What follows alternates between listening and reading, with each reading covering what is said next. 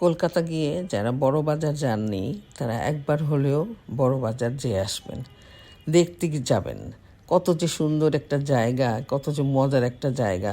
আমার তো চকবাজারের মতোই লাগে। অবশ্য এটা ওদের চকবাজারের মতনই হোলসেল জায়গা।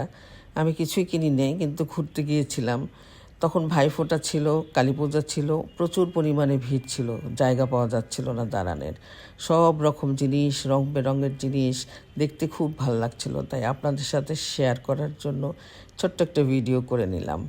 আসলে যতই ঘোরাঘুরি করি না কেন, ওই গ্যাঞ্জাম জায়গায়, হইচই জায়গায় ভালো লাগে না।